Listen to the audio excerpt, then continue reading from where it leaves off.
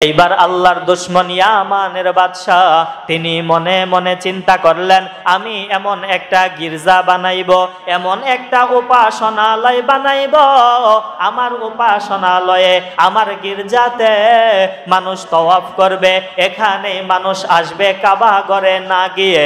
এই রকম চিন্তা ভাবনা করিয়া এবং আবিসিনিয়ার বাদশাকে খুশি করার উদ্দেশ্য লইয়া তিনি এমন একটা গির্জা বানাইলেন, স্বর্ণ রূপা হীরা মানিক মুক্তা দ্বারা অনেক অর্থ সম্পদ ব্যয় করিয়া এমন একটা গির্জা তিনি নির্মাণ করলেন যেন পৃথিবীবাসী অবাক হইয়া শুধুমাত্র ইয়ামানের দিকেই আসতে থাকে।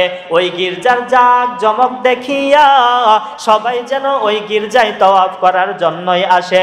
এই রকম একটা গির্জা যখন বানাইলো, ইয়ামানের বাদশা আব্রাহার যখন গির্জা বানানো শেষ করলো, এই গির্জাটা দেখতে এমন সুন্দর ছিল, তৎকালীন সময়ের ওই কাফের বেঈমানরা এই গির্জাকে বড়ই সম্মান করত। এই গির্জা যেমন বড় করে বানাইছে, এমন উচ্চতাও দিয়েছে, আবার স্বর্ণ রূপা দ্বারা গির্জাটাকে বান্ধাইছে। এই রকম অবস্থাতে ইয়ামানের বাদশা আবরার ইনি ঘোষণা দিয়ে দিলেন, ও দুনিয়ার মানুষ, তোমরা কাবা ঘর তওয়াফ করার জন্য আর বাইতুল্লাহ যাওয়া দরকার নাই, আর আরবে যাওয়া দরকার নাই, আর মক্কাতে যাওয়া দরকার নাই। তোমরা এখন থেকে আমার বানানো গির্জা তওয়াফ করবা, এখানেই আসবা, কাবা ঘরে যাওয়ার কোনো প্রয়োজন নাই। এই সংবাদ যখন কাবার মুতাওয়াল্লিদের কাছে পৌঁছে গেল, কুরাইশ গোত্রের লোকেরা এবং যারা সম্মানিত মানুষ ছিল, নবীজির দাদা আব্দুল মুত্তালিব সহ তারা সবাই ক্ষুব্ধ হইলেন, তারা সবাই রাগান্বিত হইলেন। বাদশা আবরার এমন কি গির্জা বানাইলো, মানুষগুলো বাইতুল্লাহর দিকে না আসিয়া মানুষগুলো ওই গির্জার তওয়াফের জন্য উল্লাস করতেছে।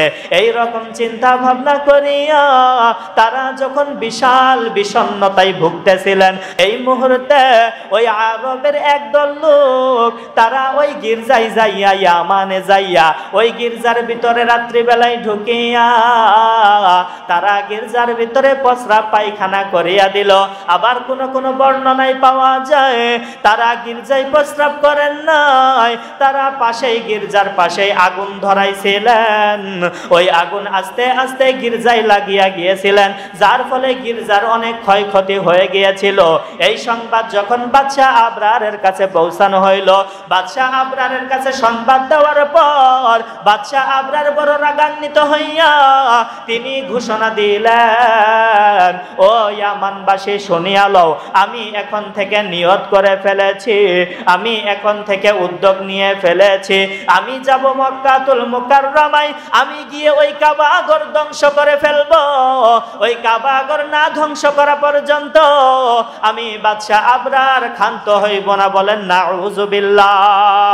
যদিও তৎকালীন সময়ে মুসলমানরা ছিল না, কাবা ঘর ধ্বংসের ইতিহাস যেই দিন ঘটেছে তখন আমার নবী দুনিয়াতেও ছিলেন না।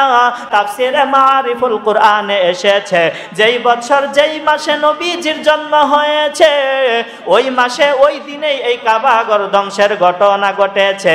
বাদশা আবরার নিয়ত করেছে। ভিন্ন দিকে বাইতুল্লাহর মুতাওয়াল্লি আব্দুল মুত্তালিব সহ সবাই বড় কষ্টে ছিল, কারণ যদিও তারা ইসলাম বুঝতো না, কিন্তু তারা এটা জানতো যে ইব্রাহিম নামে একজন প্রবীণ লোক এই কাবা ঘর নির্মাণ করে গিয়েছে। এই কাবা ঘরের মাহাত্ম্য মর্যাদা তখনও আরবদের কাছে বেশি ছিল। এই কারণে তারা ভারক্লান্ত হৃদয় নিয়া বাদশা আবরারকে প্রতিহত করার জন্য প্রস্তুতি গ্রহণ করলো। ভিন্ন দিকে বাদশা আবরাহা তিনি বড় চক্রান্ত করিয়া আবিসিনিয়ার বাদশার কাছে খবর পৌঁছাইলো, ও বাদশা আলমপনা, আপনার কাছে চাই একটু সাহায্য, আপনি আমাকে সাহায্য করেন। কই কিভাবে সাহায্য করব? কই আমি তো যাইতেছি কাবা ঘর ধ্বংস করার জন্য। কই কেমনে ধ্বংস করবা? কই হাতির গলার ভিতরে আমি একটা শিকল পরাইব, ওই শিকল কাবা ঘরে বেঁধে দিব, হাতিটাকে আমি হাঁকাইব, হাতিটাকে